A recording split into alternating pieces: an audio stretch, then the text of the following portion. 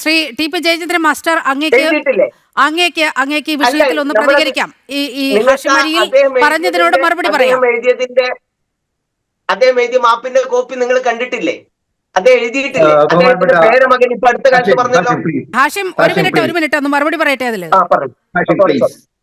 ഒന്ന്, താങ്കള് അദ്ദേഹത്തിന്റെ സ്വാതന്ത്ര്യ സമരവുമായി ബന്ധപ്പെട്ട കാര്യത്തെ കുറിച്ച് ചോദ്യം ചെയ്തു. താങ്കൾ ഇന്ത്യൻ നാഷണൽ മുസ്ലിം ലീഗ് ആണല്ലോ. ഈ ലീഗ് മുസ്ലിം ലീഗിൽ നിന്നും വേർപെട്ടുണ്ടായ ഒരു സംഘടനയാണല്ലോ.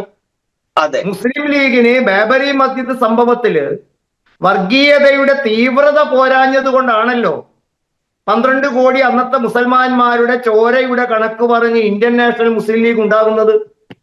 നയപരമായി ലീഗിനോടുള്ള വിയോജിപ്പും ഇന്ത്യൻ നാഷണൽ ലീഗിന് അവർക്ക് വർഗീയ തീവ്രത പോരാ എന്നുള്ളതായിരുന്നല്ലോ. 1906 രൂപപ്പെട്ട മുസ്ലിം ലീഗിന്റെ പാരമ്പര്യം താങ്കൾ അംഗീകരിക്കുന്നുണ്ടോ? ആ മുസ്ലിം ലീഗ് ഭാരതത്തിന്റെ സ്വാതന്ത്ര്യ സമര പോരാട്ടത്തിൽ ഹാഷിം എന്ത് പങ്കാണ് നിങ്ങൾ വഹിച്ചിട്ടുള്ളത് എന്നൊന്ന് വ്യക്തമാക്കാമോ? താങ്കൾ ഇപ്പൊ ഇദ്ദേഹത്തെ ചോദ്യം ചെയ്തല്ലോ. അതറിയണമെങ്കിൽ ജവഹർലാൽ നെഹ്റുവിന്റെ അദ്ദേഹത്തിന്റെ വിയോജിപ്പോടുകൂടി ജവഹർലാൽ നെഹ്റു അദ്ദേഹത്തെ കുറിച്ച് എഴുതിയ പുസ്തകങ്ങൾ, നേരത്തെ നീലിമ പറഞ്ഞ മാതിരിയില് സോമനാഥ് ചാറ്റർജി ഉൾപ്പെടെയുള്ള ആളുകൾ പാർലമെന്റിന്റെ സെൻട്രൽ ഹാളിൽ അദ്ദേഹത്തിന്റെ ഫോട്ടോ വെക്കാനെടുത്ത തീരുമാനം, പാർലമെന്റ് അംഗമല്ലാഞ്ഞിട്ട് പോലും അദ്ദേഹത്തിന്റെ ഒരു ഫോട്ടോ പാർലമെന്റിൽ വെക്കണമെന്ന് പറഞ്ഞ് കോൺഗ്രസ് അതിനെ തള്ളിക്കളഞ്ഞപ്പോൾ കമ്മ്യൂണിസ്റ്റ് പാർട്ടികൾ അന്നെടുത്ത നിലപാടുകൾ, അതൊക്കെ താങ്കൾ ഒന്ന് സമയം കിട്ടുമ്പോൾ വായിച്ചു നോക്കണം. ഞാൻ താങ്കളോട് ചോദിക്കുന്നു, ബ്രിട്ടീഷ് സർക്കാരുമായി സഹകരിച്ചായിരുന്നോ മുസ്ലിം ലീഗ് ഉണ്ടായത്?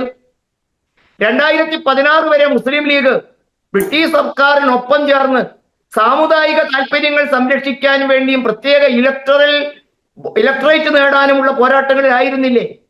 ആ മുസ്ലിം ലീഗ് താങ്കൾ ഈ പറഞ്ഞ തീവ്ര വർഗീയ നിലപാടിനൊപ്പമായിരുന്നു എന്ന് താങ്കൾ നിഷേധിക്കുമോ? കോൺഗ്രസുമായി എന്നാണ് ലീഗ് സഹകരിക്കാൻ തുടങ്ങിയത്? ലക്നൗ ഉടമ്പടി പ്രകാരം ചില ഭരണഘടനാപരമായ ആവശ്യങ്ങൾ നേടിയെടുക്കുന്നതിന് വേണ്ടി മാത്രം. 2019 ഖിലാഫത്ത് പ്രസ്ഥാനത്തിന്റെ പേരിലല്ലേ ഈ മുസ്ലിം ലീഗ് പിന്നീട് കോൺഗ്രസുമായി സഹകരിച്ചത്? അത് രാജ്യത്തിന്റെ പൊതു താല്പര്യത്തിന് വേണ്ടിയായിരുന്നുവോ? പ്രവിശ്യ സർക്കാരുകൾ രൂപീകരിച്ചപ്പോൾ അതിൽ തന്ത്രപരമായ എന്താ പറയാ സമ്മർദ്ദത്തിന് വേണ്ടിയിട്ടായിരുന്നു നിങ്ങൾ കോൺഗ്രസുമായി സഹകരിച്ചത്? ലാഹോർ പ്രമേയത്തില് ഭൂരിപക്ഷ മേഖലകളില് പ്രത്യേക രാഷ്ട്രവാദം ഉന്നയിച്ച് രാജ്യവിഭജനത്തിന് വേണ്ടി മാത്രമായിരുന്നില്ലേ ലീഗ് സഹകരിച്ചത്? ക്വിറ്റ് ഇന്ത്യ സമരത്തോടുള്ള ലീഗിന്റെ നിലപാടെന്തായിരുന്നു?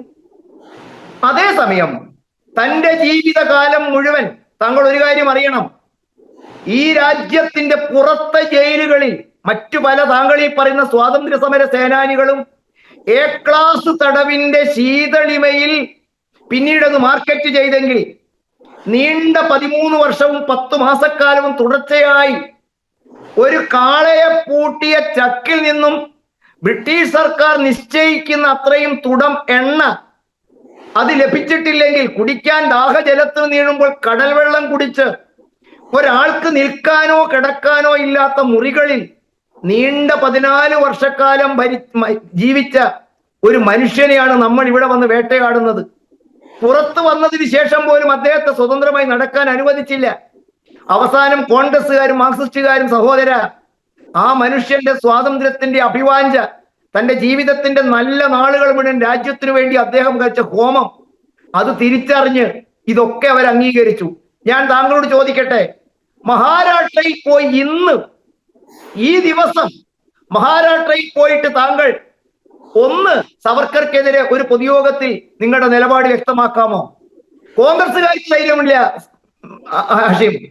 അത്രമാത്രം ജനവികാരമാണ് ആ മനുഷ്യനോടുള്ളത്. ഒരുപക്ഷെ നിങ്ങൾ അദ്ദേഹത്തെ ബഹുമാനിക്കണമെന്ന വാശി എനിക്കില്ല, പക്ഷെ ഈ മനുഷ്യനെ അവമതിക്കുകയാണ് നിങ്ങൾ ചെയ്യുന്നത്. പണം കൊടുത്തൊരു സ്റ്റാമ്പ് വാങ്ങുന്നതും സ്വന്തം പേരിൽ ഇറക്കുന്നതും അത് ഏത് വർഷത്തിന് ശേഷമാണ് അങ്ങനെ ഒരു നയം ഇന്ത്യ ഉണ്ടാക്കിയത് എന്നുകൂടി ഹാഷിം ശ്രദ്ധിക്കണം. ആ തരത്തിലായിരുന്നു 1970 അദ്ദേഹം മരിച്ചത് 66 ഹാഷിം? മരിച്ച അദ്ദേഹം പണം കൊടുത്തിട്ടാണോ 1970 ഒരു സ്റ്റാമ്പ് ഉണ്ടാക്കിയത്? ഇത് രണ്ടും തമ്മിൽ താരതമ്യം ചെയ്യുന്നത് ആ സ്വാതന്ത്ര്യ സമര സേനാനിയെ അപമാനിക്കുന്നതിനും അദ്ദേഹത്തെ വീണ്ടും നിങ്ങൾ കൊല ചെയ്യുന്നതിനും തുല്യമല്ലേ? അതുകൊണ്ട് ഇവിടെ സൂചിപ്പിക്കുന്നു, താങ്കൾ ഒരു കാര്യം പറഞ്ഞത് ശരിയാണ്.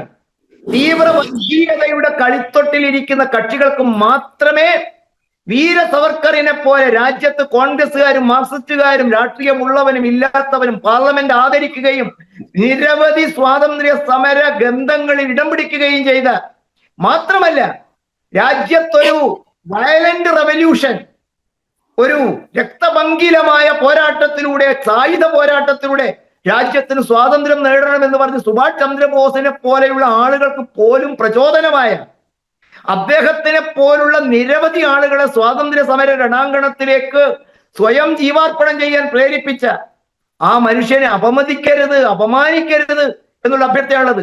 വളരെ വൈകിയാണെങ്കിൽ പോലും കേരള സർക്കാർ നേരത്തെ ജോഡോ യാത്രയിൽ കോൺഗ്രസ് അംഗീകരിച്ച മാതിരിയിൽ ഇവർക്കും അംഗീകരിക്കേണ്ടി വന്നു. ഈ ചർച്ചയ്ക്ക് തുടക്കത്തിൽ നീലിമ പറഞ്ഞ മാതിരിയിൽ കാലത്തിന്റെ കുറച്ചു കാലം നിങ്ങൾക്ക് ആളുകളെ വിഡ്ഢിയാക്കി മുന്നോട്ട് പോകാൻ സാധിക്കും. പക്ഷെ ഇന്ത്യയുടെ വികാരമാണ് വീര സവർക്കർ.